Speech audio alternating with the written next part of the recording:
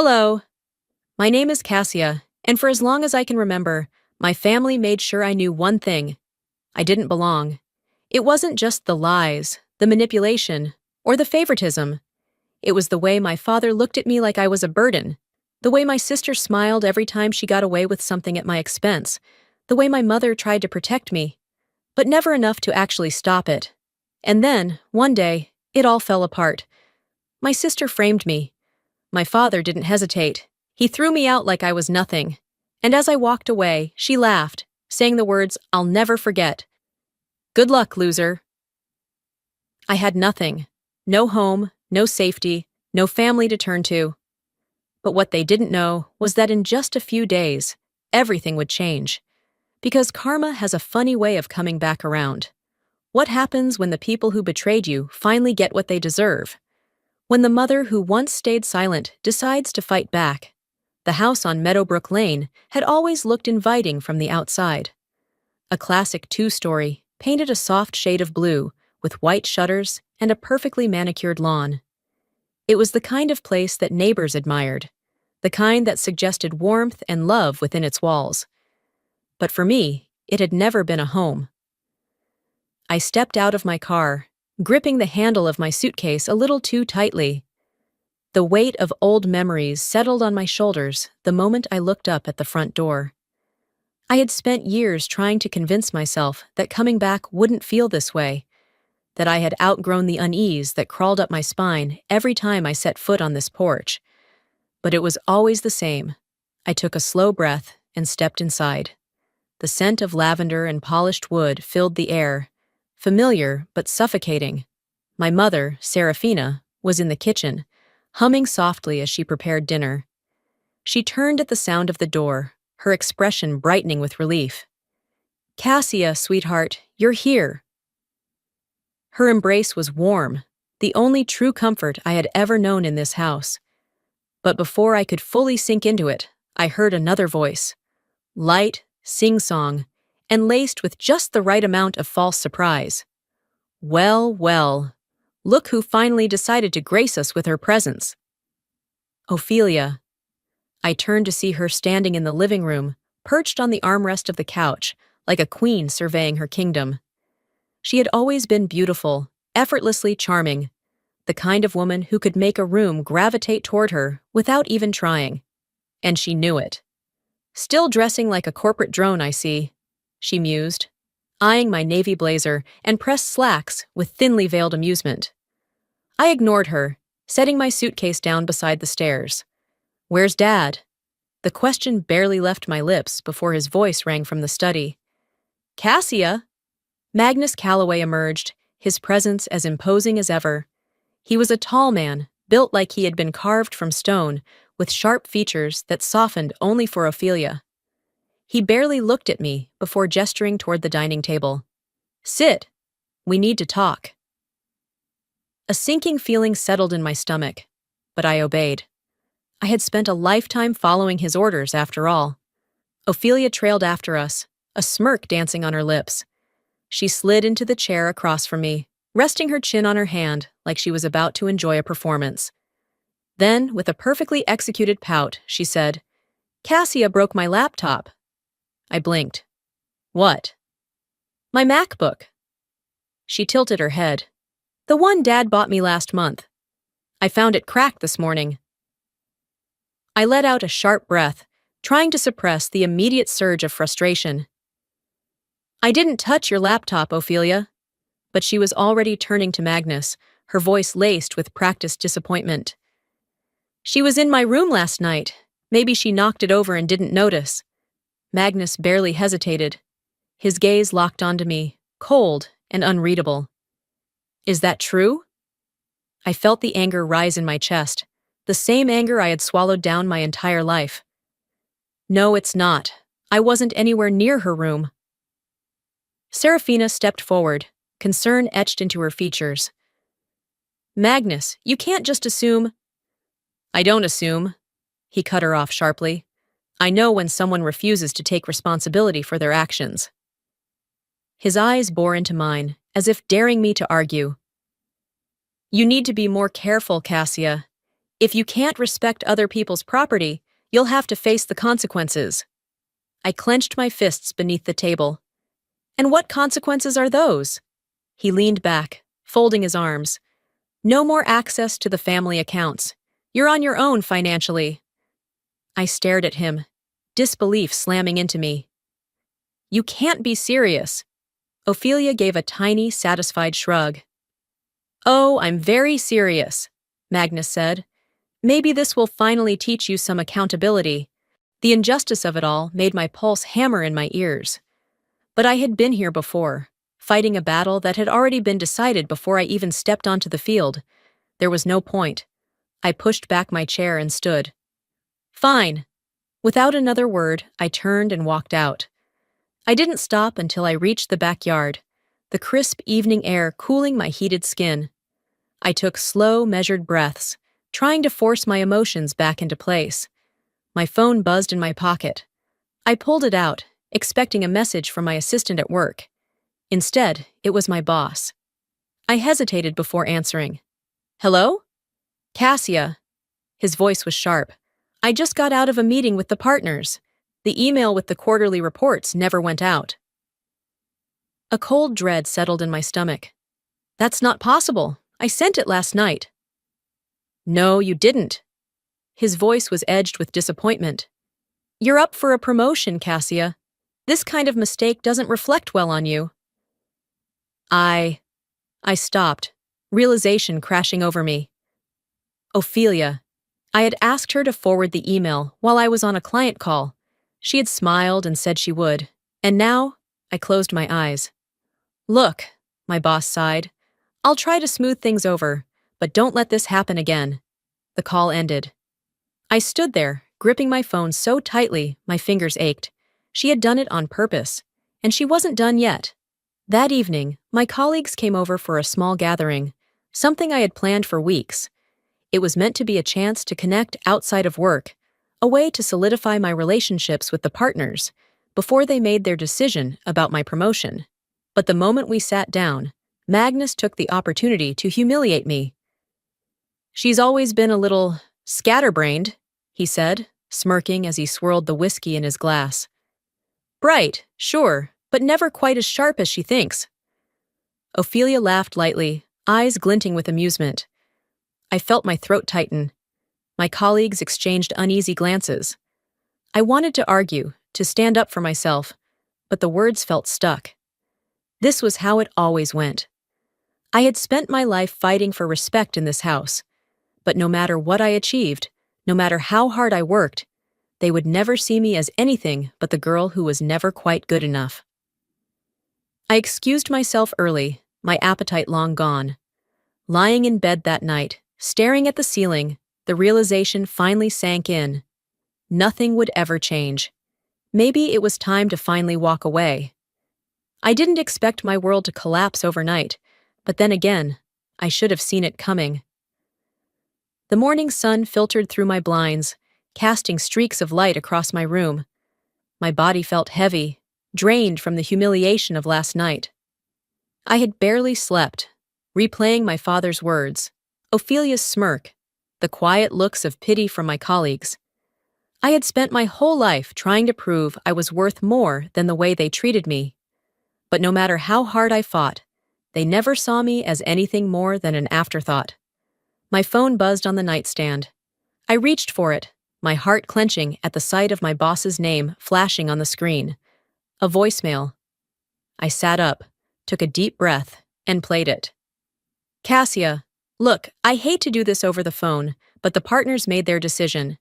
Given the email issue and the missed deadline, they've decided to go with someone else for the promotion. It's nothing personal. You're still a valuable member of the team, but we need someone who can be more reliable under pressure. I barely heard the rest. My mind was already spiraling. The promotion was gone. The thing I had worked for, sacrificed sleep for, bled my energy into, ripped away, all because of one missed email. An email that I had asked Ophelia to send. I gritted my teeth, shoving the blankets aside and storming out of my room. Ophelia was in the kitchen, sipping coffee like she hadn't just sabotaged me. She glanced up lazily as I approached, her lips curling in amusement. You knew, I said, voice low and shaking. She blinked, feigning innocence. Knew what? I slammed my phone onto the counter. That email, the one I told you to forward, you didn't send it. She tilted her head, tapping a manicured nail against the rim of her mug. Oh, that. Oops. Oops. My hands curled into fists at my sides. That mistake just cost me my promotion. She sighed, setting her mug down. Cassia, you really need to stop blaming other people for your failures. It's getting old. A sharp laugh escaped me, bitter and incredulous. You think this is funny? Before she could respond, my father's voice cut through the room. What's going on in here? I turned to see Magnus standing in the doorway, his expression already set in irritation. Cassia's throwing one of her tantrums again, Ophelia said smoothly, leaning against the counter. I turned to him, swallowing down my rage. Dad, I lost my promotion because Ophelia deliberately didn't send an email I asked her to. Magnus frowned, crossing his arms. And you're sure it's her fault? Yes! She admitted it! He let out a sigh, shaking his head. Cassia, you can't keep blaming Ophelia every time something doesn't go your way. Maybe, just maybe, you're not as capable as you think you are. I felt like I had been punched in the gut. Ophelia smiled sweetly behind him, her eyes gleaming with victory. I wanted to scream. I wanted to throw something. I wanted to shake him and make him see the truth. But I knew better. Arguing with Magnus was like screaming into a void. So I turned, grabbed my phone, and walked away. That afternoon, I watched from the corner of the living room as Magnus presented Ophelia with a brand new designer handbag. A little reward for all your hard work in school, he said, ruffling her hair like she was 12 instead of a grown woman. I clenched my jaw. Hard work? She hadn't worked a day in her life. Ophelia accepted the gift with a glowing smile, casting a sideways glance at me. She was loving this, every second of it. Serafina stood near the kitchen, arms crossed, her mouth set in a tight line. Our eyes met briefly, and I saw the silent apology there, but she said nothing. She never did. I let out a short laugh, shaking my head. You really don't see it, do you? Magnus turned to me, his expression cooling. See what? This! I gestured toward Ophelia, toward the expensive gift in her hands. The way you treat us differently. She does nothing and gets rewarded. I work my ass off and I get nothing but criticism. Magnus scoffed. You wouldn't understand, Cassia. Ophelia actually works hard. I barked out a humorless laugh. Right, of course. She works so hard manipulating you. His face darkened. That's enough. Ophelia smirked behind him, lifting her new handbag in my direction like a trophy. I turned away before I did something I'd regret. That evening, Magnus stormed into the house, his face red with fury. Who scratched my car? I looked up from my book, confused. What? The side mirror is broken. There's a huge scratch on the passenger side. Someone did this, and they're going to pay for it. Ophelia, lounging on the couch with her phone, didn't even look up as she said, I saw Cassia near the car earlier. Maybe she backed into something? I shot up from my seat. Are you kidding me? I wasn't even near your damn car, Ophelia. Magnus turned to me, eyes narrowing. Is that true? I let out a sharp breath, my frustration boiling over. Yes, I had nothing to do with it. Serafina finally spoke up, stepping forward. Magnus, we don't even know if Cassia was near the car. Don't defend her, Serafina, he snapped. She needs to take responsibility for once in her life. I felt like I was suffocating. No matter what I said, no matter what I did, I was always the villain in his eyes. And then, the final blow. You're paying for the repairs, Magnus declared, out of your own savings. I stared at him, my vision blurring with disbelief. You can't be serious. But he was. He always was. That night, I sat on the edge of my bed, staring at my half-packed suitcase. I should leave. I should just walk out that door and never look back. I had the means to do it. I had a good job, my own money. The only thing holding me here was the idea that someday things might change, that if I worked hard enough, proved myself enough, maybe, just maybe, he would finally see me. But tonight, I realized something I should have known a long time ago. It didn't matter. Serafina came in, hesitating in the doorway. Cassia, I'm trying, I really am. But your father, he won't listen to me. I looked at her, really looked at her. The sadness in her eyes, the quiet resignation. She had given up, and I couldn't be like her. I swallowed hard, my fingers tightening around the handle of my suitcase. I need to leave before they take even more from me. Serafina didn't argue. She just nodded, and that was all the confirmation I needed. I should have left that night. If I had, I wouldn't have been there when everything finally collapsed. I woke up to the sound of my father's shouting, and this time I knew it was about me. The walls of the house seemed to shake with his fury, his deep voice cutting through the morning stillness like a blade. I sat up abruptly, my pulse already racing. The argument downstairs was familiar. Too familiar. But this time, there was something sharper, something final in his tone. I swung my legs over the bed and hurried to the doorway. The moment I reached the top of the stairs, I saw them. Magnus stood in the middle of the living room, his face red with rage. His hands were clenched into fists at his sides, and his jaw was so tight I thought he might break his teeth. Serafina stood a few feet away, worry etched deep into her features. And then there was Ophelia, standing just behind him, her arms crossed, her expression an eerie mixture of concern and satisfaction. She stole it! Magnus's voice thundered through the house. My watch! My Rolex is gone! My stomach dropped. I didn't need to hear the rest. I already knew where this was going. I told you. Ophelia's voice was soft, measured. She reached out, lightly touching Magnus's arm like she was trying to calm him. I saw Cassia near your office last night. I didn't think much of it at the time, but now... She let the words trail off, letting the implications sink in. My father turned toward me, his fury snapping to a new target. You! I felt the weight of his gaze like a physical force. You think I'd steal from you? I asked, my voice steady, though my hands had started shaking. Don't play innocent. Magnus's eyes burned with accusation. That watch was in my office yesterday. This morning it's gone. And now Ophelia tells me she saw you lurking around. I laughed bitterly. Lurking? Are you serious? Ophelia gave me a small, pitiful shrug. I didn't want to believe it either, Cassia, but it just makes sense, doesn't it? Magnus took a step closer, his fists tightening. Tell me where it is. I don't have it. My voice rose, my breath coming faster. I never touched your damn watch, Dad.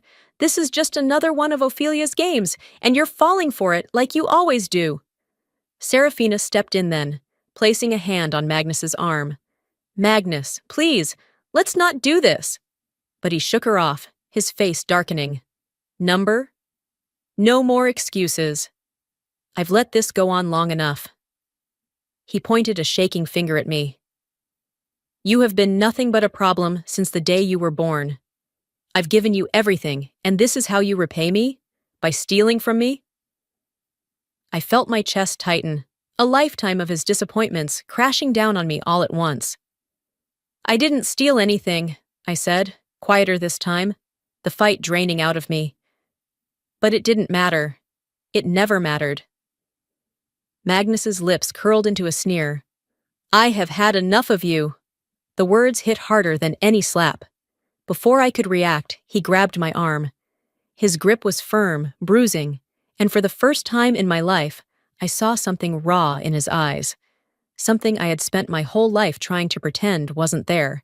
He hated me. Not disappointment. Not frustration. Actual hatred. You're done here, he said, his voice low and final. Ophelia, standing just behind him, watched with amusement. She had won, and she knew it. I yanked my arm free. You're making a mistake. Magnus didn't blink. Number. The mistake was keeping you in this house for so long. He turned and stormed toward the front door, throwing it open so hard it slammed against the wall. The sound echoed through the house like a gunshot. "Get out!" Serafina gasped. "Magnus, no!" I said, "Get out!" The silence that followed was deafening. I looked at Serafina, waiting for her to say something, to stop this, to fight for me. But she just stood there, her face pale, her eyes filled with an apology she wouldn't say out loud. She wasn't going to stop him. She wasn't going to save me. Slowly, I turned toward Ophelia. She met my gaze, her lips curling into a satisfied smile. "Good luck, loser," she mouthed. I felt my entire body go numb. I wanted to scream, to cry, to fight. But I did none of those things. Instead, I turned on my heel and walked toward the door. I didn't pack a bag. I didn't take anything but my phone, my wallet, and the clothes on my back. And I didn't look back. I stepped out onto the porch, the cool morning air hitting my face like a slap. The world outside felt different. For the first time in my life, I was truly on my own. And I had no idea where to go next. The first night alone was colder than I ever imagined. I pulled my jacket tighter around myself as I walked, the sharp evening air cutting through the thin fabric. I had no destination, no plan, just a backpack slung over my shoulder, and a phone that was barely holding on to its last bit of life. The streets of Houston were quieter than usual, the occasional headlights flashing past me as I wandered aimlessly. I pulled out my phone, my fingers stiff from the chill, and checked the screen. 1% battery. No missed calls, no texts, not even from Mom. I swallowed down the lump rising in my throat. Part of me had hoped, just a little, that she would reach out, that she would fight for me. But hours had passed, and silence had been my only answer. I glanced at the $20 bills in my wallet. $40. That was all I had. A motel was out of the question. If I wanted to make it through more than one night, I had to be smart about what I spent. I stuffed my phone and wallet back into my jacket and kept walking. The first place that seemed even remotely welcoming was a small 24-hour diner on the corner of Main Street. The fluorescent open sign buzzed softly above the door, and the windows were fogged with warmth. I hesitated before stepping inside. The place was nearly empty, just an old man nursing a cup of coffee at the counter, and a couple whispering in the farthest booth. The air smelled like burnt toast and stale grease, but at least it was warm. Sliding into a booth near the entrance, I dug into my pocket and pulled out a few crumpled bills. I had to be careful. A waitress walked up, her expression polite but tired. "What can I get you, hun?" "Just a coffee," I said, handing her a $5. "Black?" She raised an eyebrow but didn't say anything, just nodded and walked away. I sat there, my fingers curled around the chipped tabletop, staring at nothing in particular. I just need somewhere warm for a little while. That was the plan. Just sit, gather my thoughts, and figure out what the hell I was going to do next. But then I heard it. A whisper, not meant for me, but unmistakably about me. "She's just sitting there, hasn't ordered food. You think she's—" Another voice, lower this time. "Let's wait a few more minutes. If she's not ordering, I'll ask her to leave." The waitress, and her manager. I swallowed the shame rising in my chest. My coffee hadn't even arrived yet, and I was already being treated like a problem. I didn't wait. Before they could say anything else, I stood up and walked out, the warmth of the diner disappearing as quickly as it had come. I ended up at a bus stop, not because I had anywhere to go, but because it had a bench. I sat down, hugging my arms around myself, trying to ignore how exposed I felt. This is what it feels like to have nothing. The street was mostly empty, the occasional car passing by, but I could still hear the distant sound of laughter from somewhere down the block. A group of teenagers walked by, their voices carrying in the still night air. One of them whistled. I shifted uncomfortably, pulling my jacket tighter. Don't look at them, don't react. They kept walking, but my heart pounded harder than it should have. I had never felt this vulnerable in my life. For the first time since I had walked out of that house, true fear settled in. I couldn't stay here. I needed to find somewhere else, but I had nowhere left to go. And then, my phone buzzed. I jolted, yanking it out of my pocket so fast I almost dropped it. The screen flickered, battery clinging to life just long enough for me to see the message.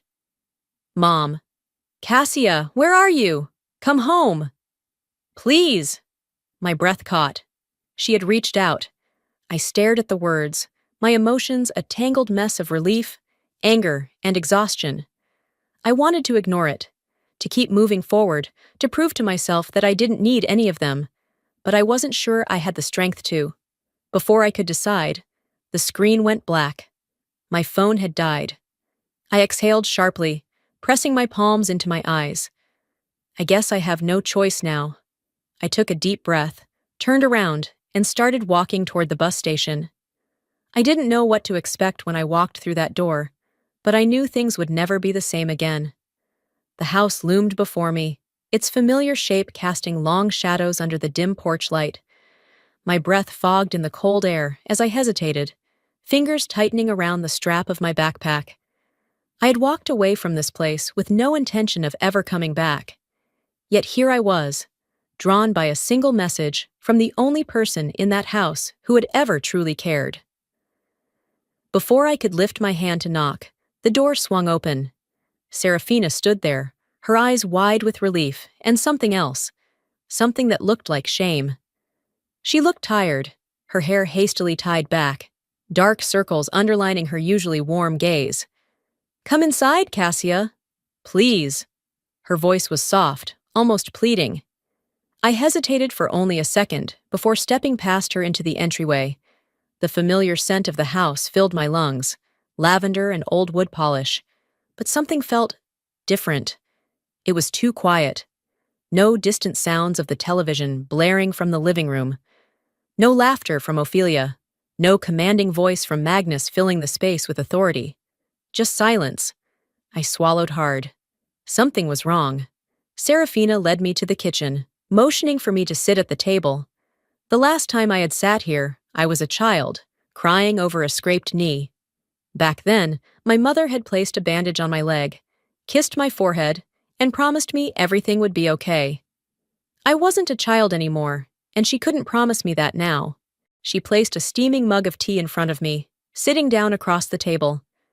Her hands trembled slightly as she folded them together. "I should have done something," she said after a moment, her voice thick. "I should have stopped him." I stared at her, emotions warring inside me. I wanted to believe her. I wanted to believe that she had fought for me. But had she?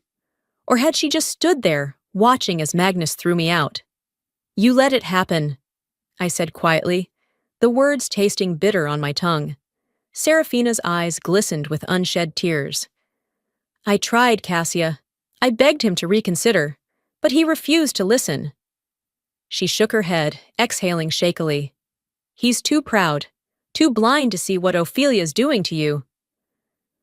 I studied her face, searching for any sign that this time would be different. "Are you finally ready to stand up to him?" I asked. She hesitated. Just for a second. And that second told me everything. A noise from the hallway made me stiffen. Footsteps. I turned as Magnus stepped into the kitchen, his presence immediately filling the space.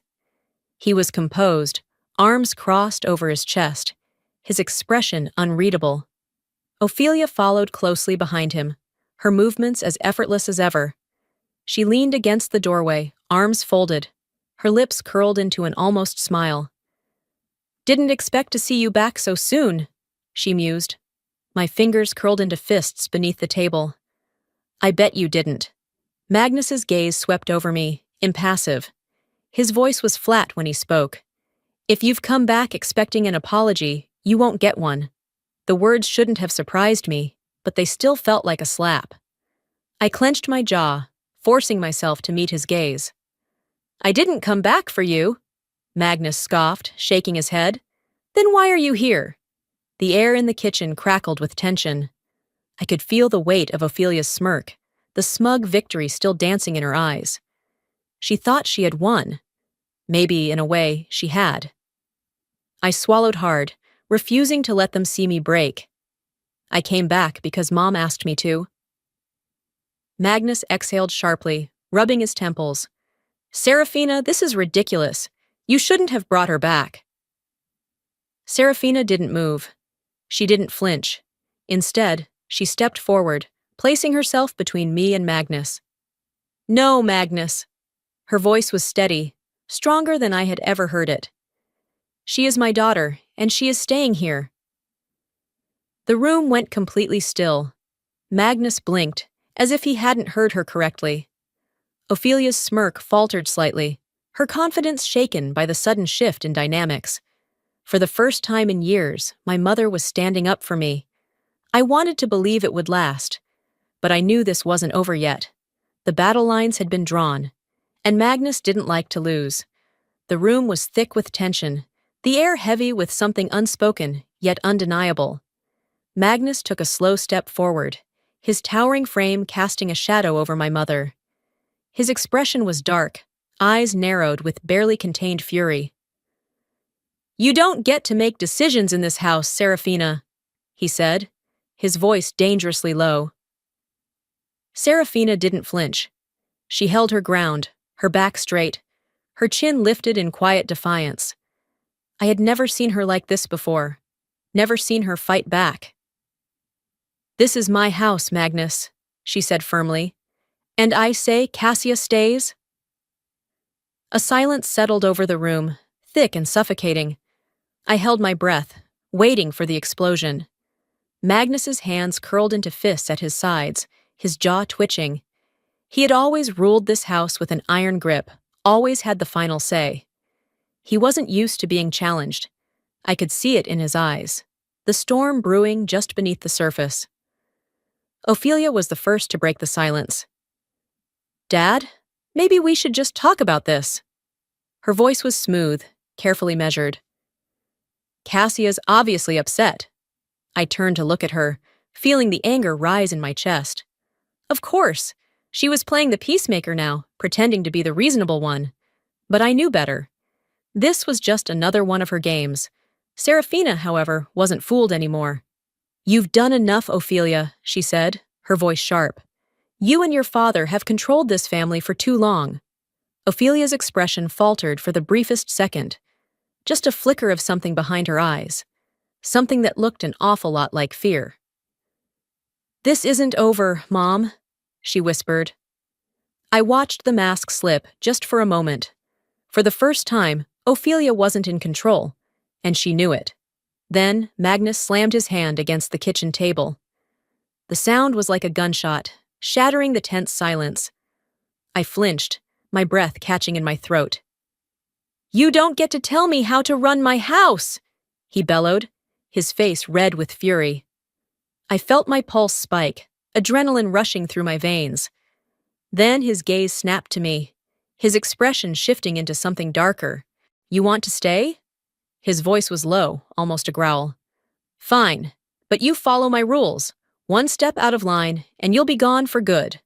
The threat hung in the air between us, suffocating and real.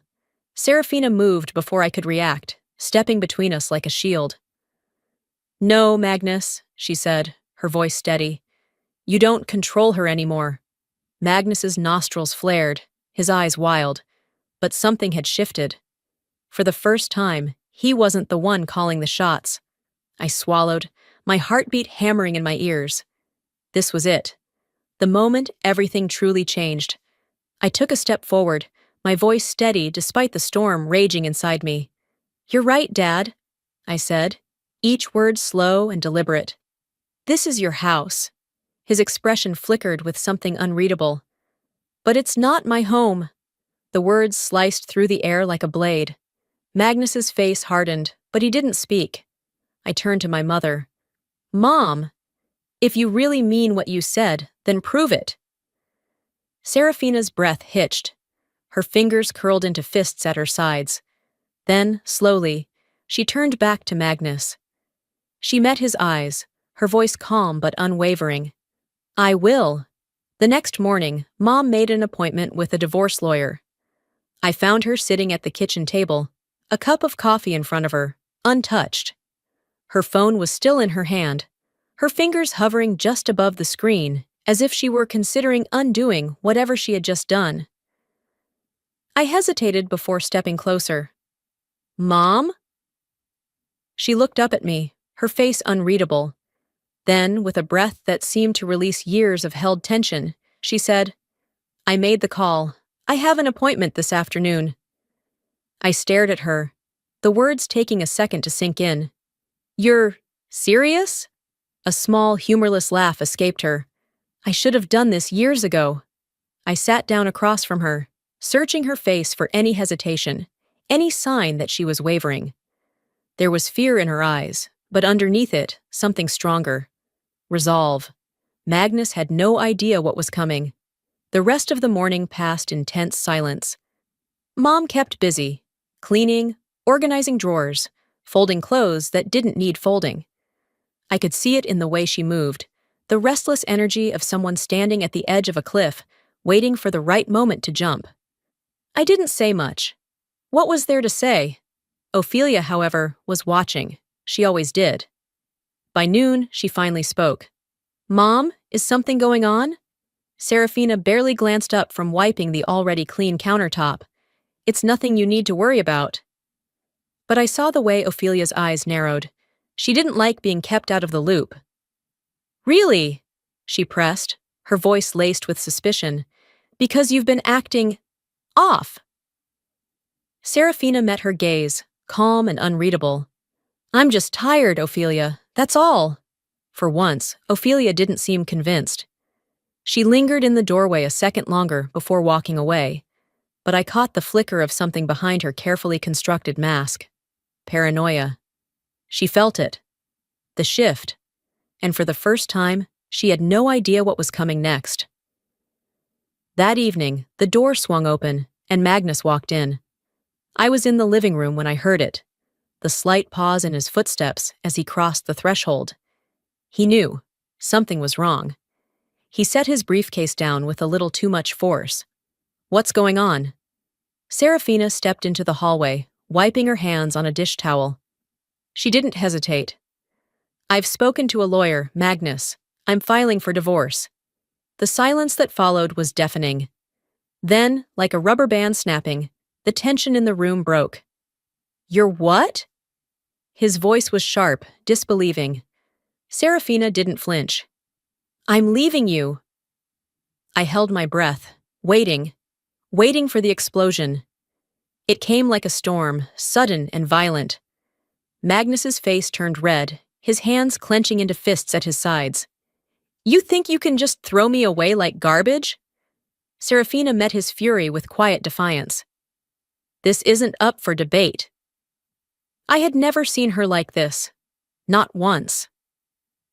Magnus took a step forward, his body tense. I moved instinctively, standing between them before I even realized what I was doing. He looked at me, eyes filled with something dangerous.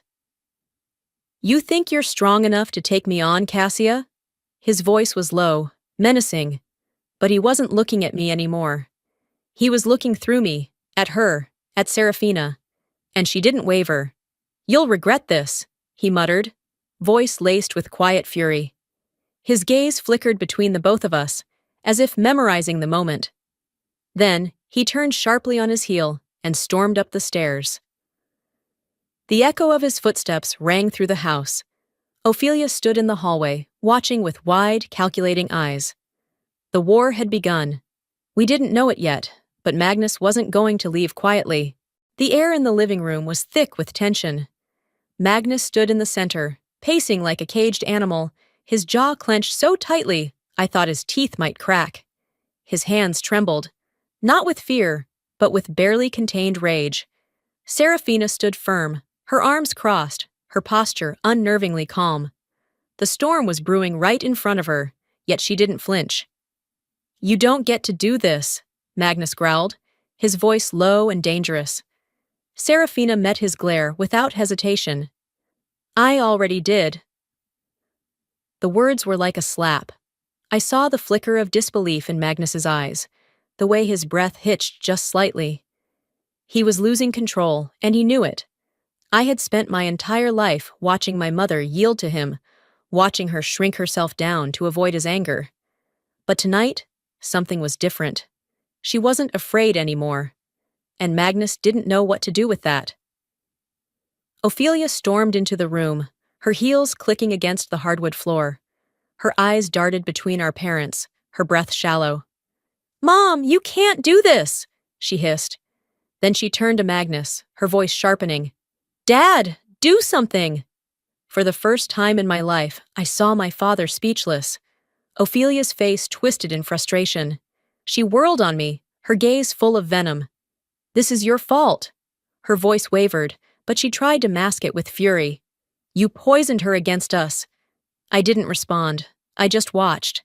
Because that's when I saw it, the mask slipping. Ophelia wasn't just angry, she was terrified. She wasn't fighting for Magnus. She was fighting for herself, for the cushioned life she had built under his protection. If he lost, she lost too. And that scared her more than anything. Magnus slammed his fist against the table. The force of it made the whole room jump. "I built this house," he snarled.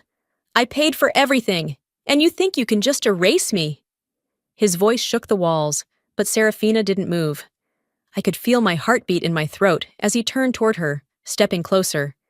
His hands were still shaking, his breathing uneven. I saw something in his eyes then. Something dark.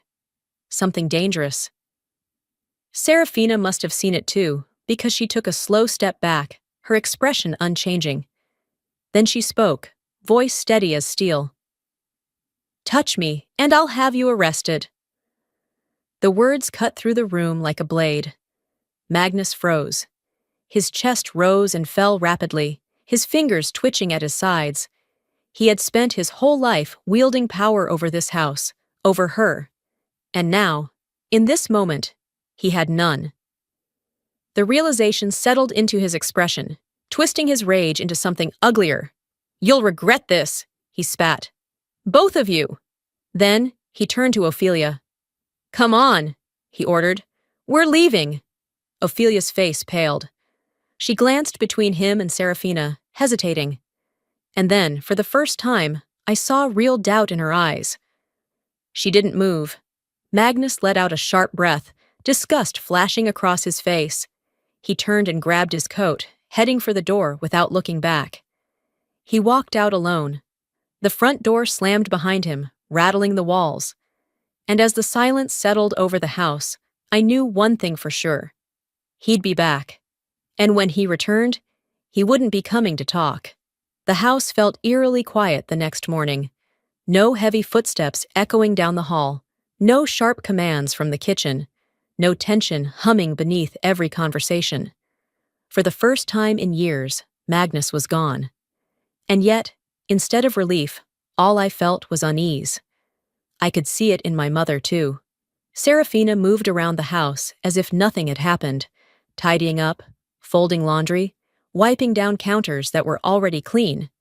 But her movements were too precise, too methodical, like she was trying to convince herself that this was normal. It wasn't. I sat at the kitchen table, watching her in silence. She wasn't ready to admit it, but I knew the truth. This wasn't over. That afternoon, the first blow came. A knock at the door. Not loud, not aggressive, just a single, deliberate rap against the wood. Serafina's hands tensed around the dish towel she had been wringing. I stood up instinctively, something cold settling in my stomach. She walked to the door, hesitated for only a second, and pulled it open. A man in a suit stood on the porch, a folder in his hand. "Mrs. Calloway?" he asked. Serafina straightened. "Yes." He handed her the envelope. "You've been served." I heard the sharp inhale of her breath as she took it. The door closed behind her, and she walked back into the kitchen in silence. She set the envelope on the table and slowly opened it. Her face remained unreadable as she skimmed the pages, but I saw her hands tighten just slightly. Then she exhaled. "He's contesting the divorce." I swallowed hard. "What else?" "He wants the house," she said simply. I felt my stomach drop. "He's trying to ruin you." She nodded, but when she finally looked at me, there was no fear in her eyes, only determination. Then we fight. That night, another knock came. This one was hesitant, uncertain. I glanced at the clock, almost midnight. Frowning, I walked to my bedroom door and opened it. Ophelia stood there, arms crossed, her lips pressed into a thin line. For a moment, we just stared at each other. "Are you lost?" I asked dryly. She huffed, but didn't rise to the bait. "You have to talk to Mom." I raised an eyebrow. "I talk to Mom every day." Ophelia let out an impatient breath. "Dad is going to destroy us all if she goes through with this." I leaned against the doorframe, folding my arms. "Since when do you care?" Ophelia's jaw clenched. "This isn't about me." I tilted my head, studying her. And then I saw it, the flicker of fear beneath her frustration. "This isn't about me, is it?" I said slowly. "You're just scared of losing everything." She flinched, but didn't deny it. I let out a humorless chuckle. "You really thought he'd protect you, didn't you?" Ophelia's eyes darkened. "You don't understand, Cassia. You've never understood." "Then explain it to me," I challenged. She opened her mouth, but no words came. She hesitated for a beat too long, then turned on her heel and walked away. I watched her retreat, the weight of realization pressing down on me. The cracks in her world were starting to show. And she knew it. The phone rang an hour later. Serafina was in the living room, sitting with a book in her lap, though I doubted she had read a single word. When the shrill sound pierced the silence, she didn't even flinch. She reached for the phone, checked the caller ID, and pressed the answer button. "Hello, Magnus," she said, her voice cool. I sat on the couch across from her, my pulse spiking. The voice on the other end was low and measured. "You think you can win this, Serafina?" Serafina's fingers tightened around the phone. "This isn't about winning, Magnus. This is about freedom." A slow, cruel laugh filtered through the speaker. "You'll never be free of me." My skin crawled at the certainty in his voice. Serafina held the phone to her ear for a moment longer. Then, without another word, she hung up. The silence that followed felt heavier than before. I met her gaze. "He's not going to stop," she nodded. "I know." I exhaled. "What do we do now?" She set the phone down, her face unreadable. "We prepare." As Mom hung up, I knew this fight was far from over. We had underestimated him, and that was our first mistake. The next morning, the doorbell rang, its sharp chime slicing through the quiet house. I exchanged a glance with Mom before she stood, moving toward the door with careful steps. A man in a crisp suit stood on the porch, holding a thick envelope in his hands. He gave a polite nod before handing it over. "Mrs. Calloway, you've been served." Mom didn't react. No flinch, no hesitation. She took the papers and shut the door behind her. I watched as she walked to the kitchen table, her movements slow but deliberate. She unfolded the documents, her eyes scanning the words, her fingers tightening around the pages. Then, softly, she murmured, "He wants to leave us with nothing." I stepped closer. "What?" Mom exhaled, pressing her lips together before looking up at me. "He's contesting everything. He wants the house, the assets, full control of the finances." She turned another page, her expression unreadable. "He's claiming he supported this family financially, that I wouldn't have what I do without him." I felt the heat of anger rise in my chest. "That's a lie! You paid for everything. You carried this house while he—" "I know." Her voice was steady, but I saw the way her hands trembled just slightly. I clenched my fists. "Then we won't let him." Ophelia stormed into the kitchen an hour later, the papers clutched in her hand like a weapon. "Mom, you have to stop this!" she snapped, her voice shrill. "He's going to ruin us!" Mom didn't even glance at her. "He's the one doing this, not me." Ophelia's expression twisted, her breathing shallow. "You think this is just about you?" She waved the documents in frustration. "This affects all of us. If he takes the house, he won't." "But what if he does?" Ophelia's voice wavered. Maybe if we just talk to him? I let out a sharp laugh, cutting her off. Talk to him? Since when has talking to him ever changed anything? Ophelia shot me a glare, but this time there was something beneath it. Uncertainty. She was finally realizing she had bet on the wrong side. 2 days later, we sat in the courtroom, waiting for the first hearing to begin. The air was thick with tension, the cold sterility of the room doing nothing to settle my nerves. I sat beside Mom, my hands folded tightly in my lap, trying to appear composed. Then the doors opened. Magnus walked in, his suit crisp, his expression composed. A lawyer followed closely behind him, briefcase in hand, his movements precise and confident. Magnus's gaze swept over us, a slow smirk curling at the edges of his lips. He looked like a man who had already won. The hearing began. His lawyer was the first to speak, his voice smooth and practiced. Your Honor, my client has provided for this household for years. His financial contributions ensured the stability of his family, and it is only fair that he be awarded the majority of shared assets, including the home. I felt my nails dig into my palm. Lies. Mom's lawyer didn't even blink before responding. Your Honor, the plaintiff has not contributed financially for years. In fact, Mrs. Calloway was the sole provider of this household, paying the mortgage, utilities, and all household expenses.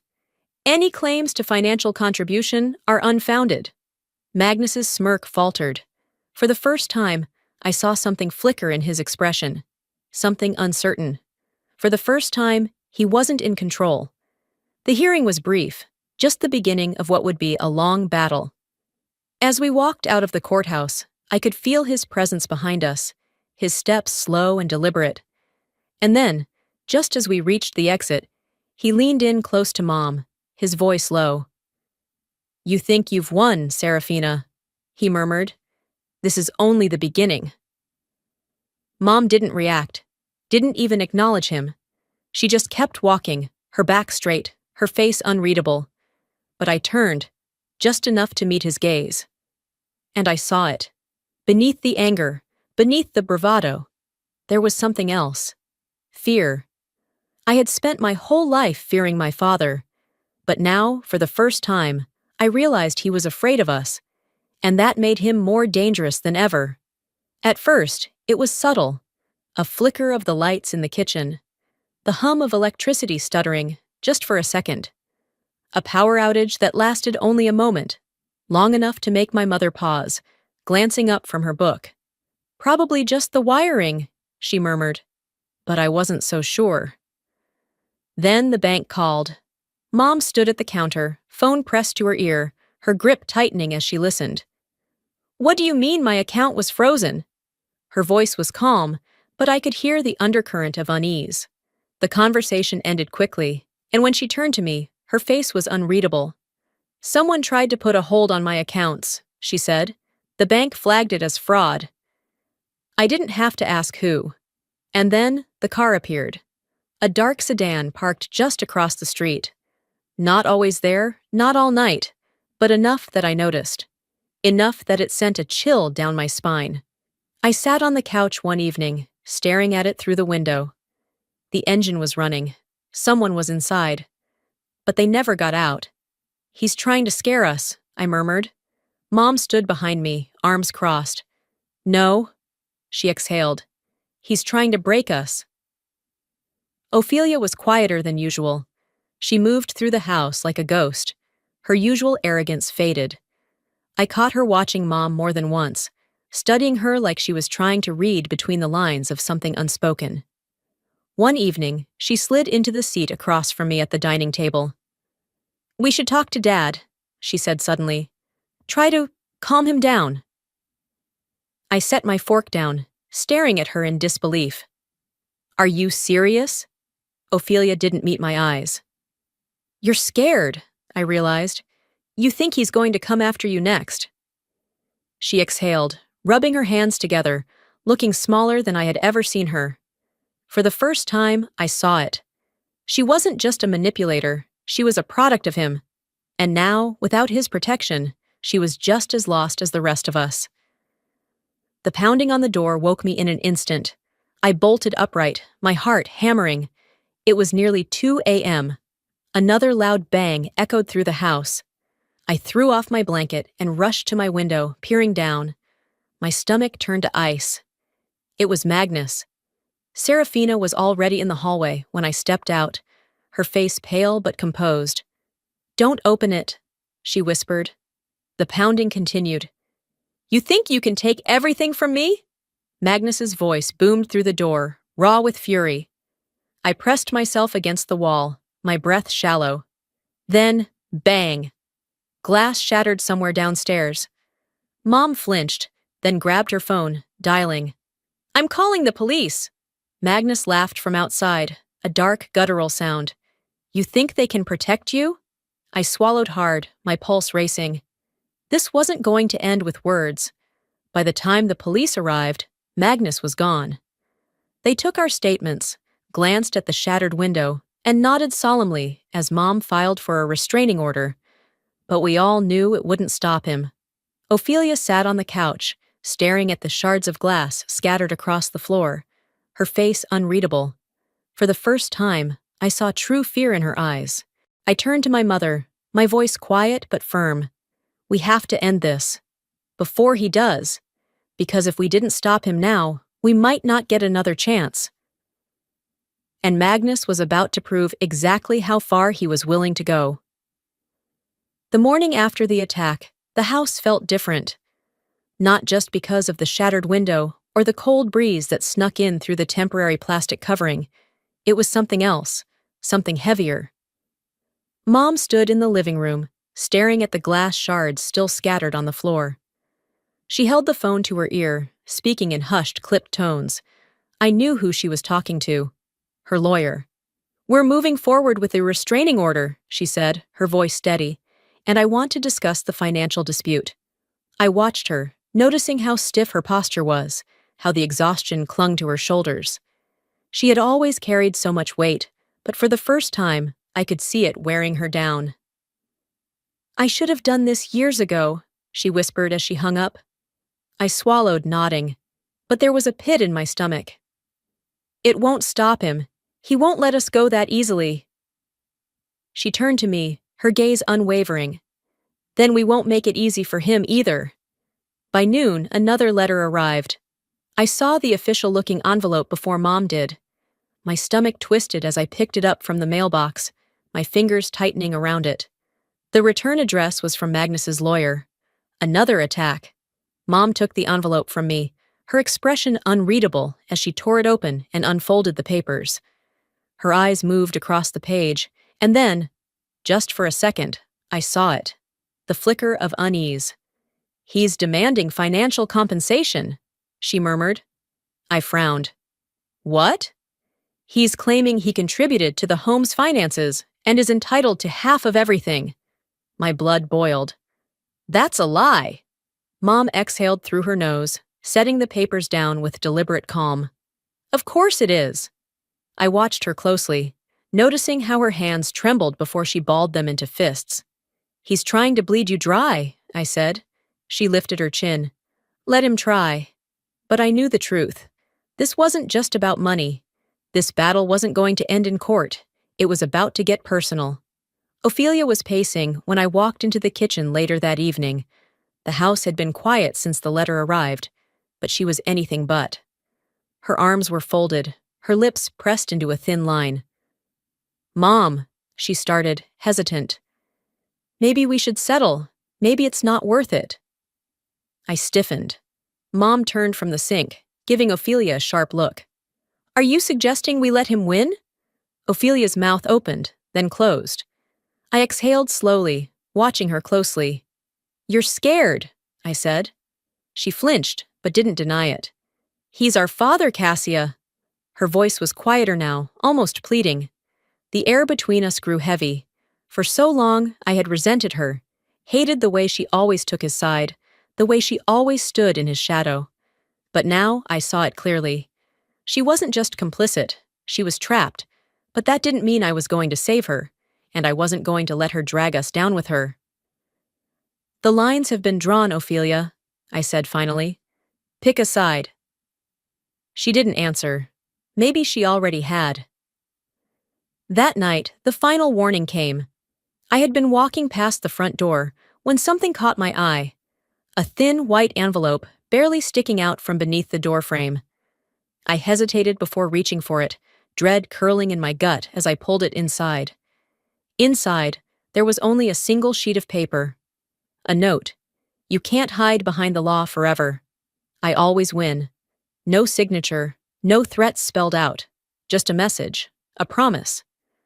I clenched my fists, my pulse pounding in my ears. I turned to Mom, handing her the letter. She read it, her expression unreadable, then set it down. She didn't look afraid. She looked furious. It's time to end this, I said, voice steady. Once and for all. Magnus had declared war, and we were finally ready to fight back. The night before the final hearing, I had a feeling something bad was going to happen. I just didn't know how right I was. The house was quiet. Too quiet. Mom was in the kitchen, wiping down the counters for the third time that evening. She wasn't cleaning. She was keeping herself busy, distracting herself from the inevitable. Tomorrow, it's over, she murmured, more to herself than to me. One more day and we're free. I wanted to believe her. I wanted to trust that the judge would see through Magnus's lies, that the restraining order would hold, that the law would finally be on our side.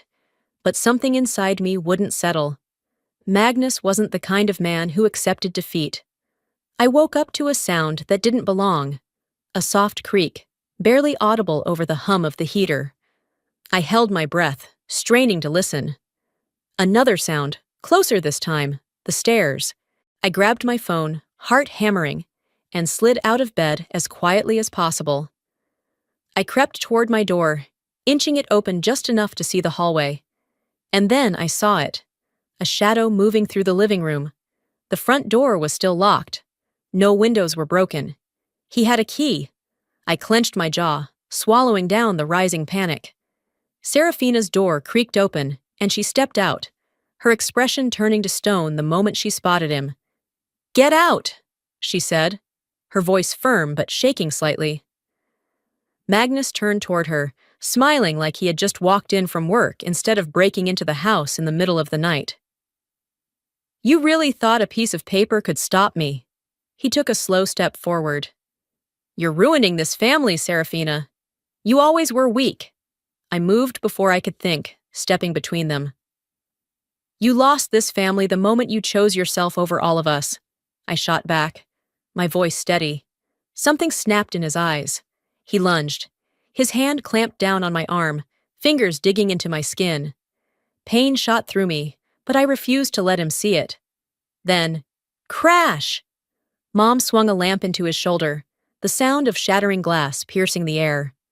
Magnus stumbled back, his face contorted with shock. For the first time, he looked truly afraid. And then, before he could recover, sirens. Blue and red lights flashed through the windows. I saw the moment he realized it was over. The front door burst open, and officers rushed in. They had barely pulled him away before he turned back, his eyes burning with hatred. "You think this is over?" he growled. Mom stepped forward, her chin lifted, her voice unwavering. "Yes, I do." Magnus's jaw clenched, but this time he had no power left. The officers let him out, his footsteps heavy against the floor. And then, silence. I exhaled, my whole body trembling. I turned to Mom. For the first time, our house belonged to us. But the damage he left behind would take longer to fix. The next morning, we stood in court for the final time. This time, without fear. The air inside the courthouse was sterile, the walls a dull shade of beige. But for the first time, I didn't feel suffocated by them. This place had been a battleground for months, a place where Magnus had tried to manipulate, control, and destroy us. But today, we weren't the ones on trial. I glanced at my mother. She sat beside me, her hands folded neatly in her lap. There was no shaking, no hesitation, just quiet strength. Then, the doors at the back of the courtroom opened. Magnus was led inside, his hands cuffed in front of him. His once pristine suit was wrinkled, his face unshaven.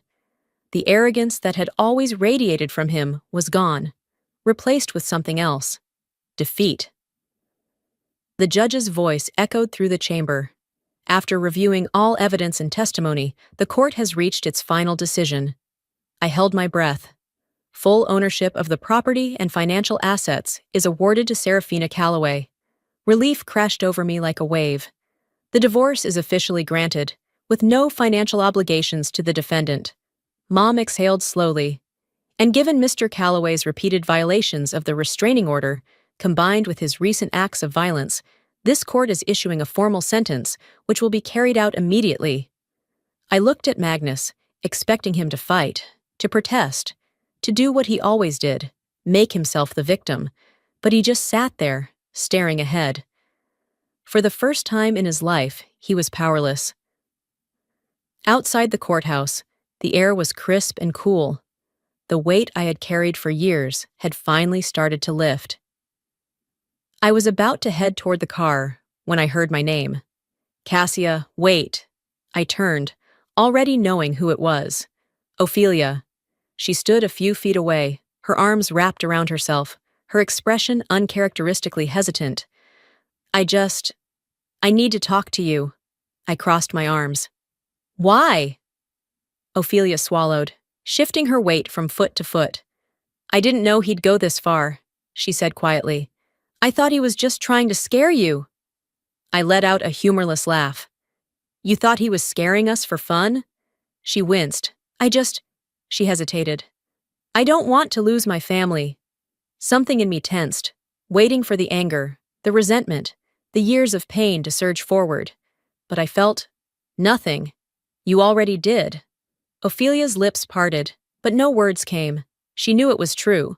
For once in her life, she had to face the consequences. I turned away, walking toward the car without looking back. The house felt different when we stepped inside. Lighter. I stood in the middle of the living room, taking it all in. The same walls, the same furniture, the same space that had once felt like a cage. But now, for the first time, it felt like something else. Ours. Mom handed me a cup of coffee, sitting beside me on the couch. So, I murmured, staring at the quiet sunlit room. What now? She smiled. A small, tired, but real smile. Now, she said, we live. For the first time in my life, home wasn't a prison. It was exactly what it was supposed to be, ours. But even as we tried to move forward, the ghosts of the past weren't ready to let us go. The house was quiet. Too quiet. A week had passed since the court ruling, since Magnus had been taken away, since the war had officially ended. And yet, every time the floor creaked or the wind pushed against the windows, my body tensed, waiting for something that wasn't coming. Mom and I fell into a new routine: morning coffee in the kitchen, the absence of whispered arguments behind closed doors, the relief of knowing that no one was lurking just around the corner, waiting to strike. It should have been peaceful. It should have been freeing. But instead, it felt empty. Mom caught me flinching one evening when a car door slammed outside. She didn't say anything at first, just watched me with quiet understanding. It's going to take time, she finally murmured. I nodded, but deep down, I wasn't sure if time would ever be enough. The knock on the door came on a Thursday afternoon. I almost didn't answer it, but something in me knew. When I pulled the door open, Ophelia stood there. She looked different, not the perfectly polished, immaculately composed version of herself I had grown up with. She looked small, tired. For a long moment, neither of us spoke. Then, finally, she said, I don't have anywhere else to go. I exhaled, 1,000 responses flashing through my mind. And what do you expect me to do about that? And that's my problem. How? And you had a place. You chose to burn it down. But instead, all I said was, Why are you here, Ophelia? She swallowed hard, shifting on her feet. I don't know. I don't know who I am without him. Her voice cracked on the last word. Magnus. She wasn't here for redemption. She wasn't here to undo the past. She was here because, for the first time in her life, she had no one to hide behind. I didn't invite her in right away. Instead, I leaned against the doorframe, arms crossed, watching her like I had never really looked at her before. I'm not going to forget what you did, I said finally, and I don't know if I'll ever forgive you. She nodded, the weight of those words settling in. I don't deserve it anyway, she murmured. Silence stretched between us. Two sisters who were never really sisters. After a long pause, I pushed the door open just enough to let her step inside. Not because I trusted her, not because things would ever be okay between us, but because, for the first time, she wasn't pretending. Maybe this wasn't an ending. Maybe it was just the in-between. No matter how much we tried to outrun it, the past would always be a part of us. A month had passed since the courtroom, since Magnus had been taken away, since we had finally won. Life without him was different. There was space now, a quietness in the house that hadn't existed before. The air felt lighter, as if we had been holding our breath for years, and only now were allowed to exhale. Mom filled the silence in small ways. She repainted the kitchen, rearranged the furniture, started attending yoga classes at the community center. I watched as she slowly rediscovered herself, piece by piece, reclaiming the life that had always been hers. I threw myself into work, no longer carrying the weight of my father's judgment every time I stepped into my office. For the first time, my life was my own. But the scars remained. I still tensed when I heard an unexpected noise in the house. Mom still hesitated before answering an unknown number. Some nights I lay awake, replaying his last words in my head. You think this is over? I knew better than to think trauma had an expiration date. One evening, as we sat on the porch, sipping tea, I finally voiced the thought that had been haunting me. It doesn't just go away, does it? Mom sighed, staring out at the dimming sky. No, she admitted, but it gets quieter. Ophelia had been staying with us for a few days, but we all knew it wasn't permanent. She didn't belong here anymore. I saw it in the way she hesitated before entering a room, the way she avoided real conversations, the way she glanced toward the front door as if debating whether to walk through it for good. One evening, she finally said it. I think I'm going to leave town. I looked up from my book, raising an eyebrow. Running away? She shrugged. Starting over. I searched her face, looking for something. Remorse, regret, even the slightest hint of self-awareness. But there was nothing, just exhaustion. And for the first time in my life, I felt no anger toward her, no bitterness, just acceptance. Do whatever you want, Ophelia, I said, closing my book, but don't expect me to save you next time. She nodded, as if she already knew that. The next morning, she was gone. No goodbyes, no long explanations, just a quiet exit. And honestly, that was probably the way it was always meant to be. I stepped onto the porch that afternoon, looking at the house that had once felt like my prison. The walls were the same. The doors, the windows, the floors, they were all still there. But it felt different now. Lighter. Like maybe, just maybe, it could be something else. Mom joined me, coffee in hand, her expression calm. So, what now? I asked. She smiled, a quiet, knowing smile. Now we build something new. I nodded. For the first time, I believed that was possible. We weren't healed yet, but we were free. And maybe that was enough for now. Life doesn't always give us the closure we want. Sometimes healing isn't about forgetting. It's about learning to live with the scars. I spent years believing I was powerless, trapped in a home that never felt like mine. But the truth is, freedom isn't given. It's taken. We don't heal overnight. The past lingers. The pain echoes. But we move forward anyway. Because strength isn't about never falling. It's about standing up every time we do. If this story spoke to you, if you believe in resilience, in reclaiming your voice, then stay. There's more to share, more to heal, more to grow. Subscribe, and let's walk this journey together.